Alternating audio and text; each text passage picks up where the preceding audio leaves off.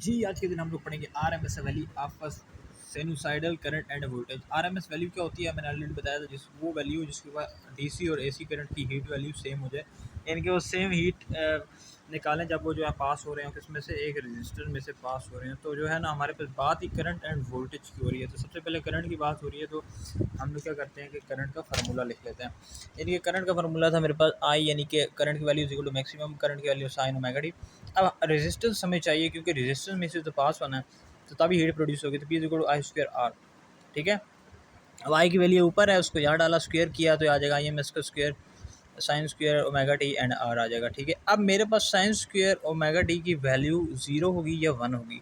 यानी कि अगर 0 से स्टार्ट लेंगे तो 0 होगी एंड मैक्सिमम वैल्यू 1 होगी। तो इसकी हम एवरेज ले लें अगर, तो एवरेज क्या आ जाएगा मेरे पास, 0 + 1/2 इज इक्वल टू 1/2।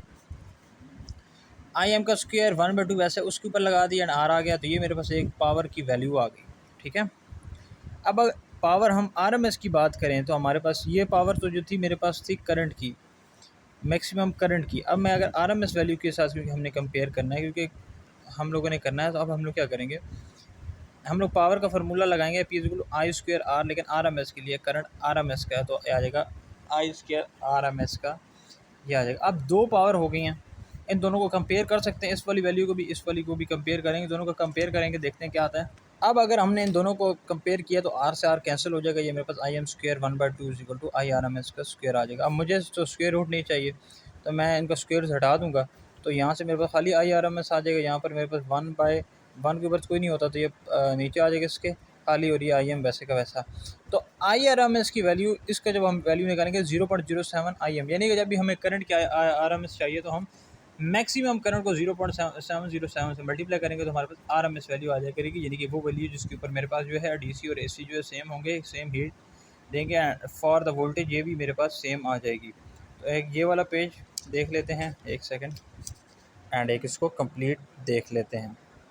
अब हम लोग ज़रा इस ग्राफ की बात कर लें, तो इस ग्राफ के अंदर हमें दिखाई गई है, देखें 0 से वैल्यू शुरू हो रही है, आई एम की वैल्यू मैक्सिमम करंट की वैल्यू है, ये मैक्सिमम करंट की वैल्यू है। नहीं, ये खाली करंट है, ये जो है ना इसके ऊपर ब्लैकिश, ये खाली करंट है। ठीक है, तो आई स्क्वायर ये रेड वाला है, आई स्क्वायर रेड वाली, यानी कि आपने वैल्यू को स्क्वायर कर दिया। अब मीन क्या होगा, आई स्क्वायर बाई 2, यानी कि ये दरमियान वाला आ जाएगा।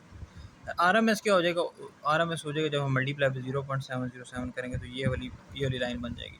सो ये मेरे पास एक ग्राफ दिखाया हुआ है जो कि peak and R M S value को हमारे पास जो कंपेयर कर रहा था। ये भी मेरे को कंप्लीट टॉपिक था, R M S value of sinusoidal current and voltage.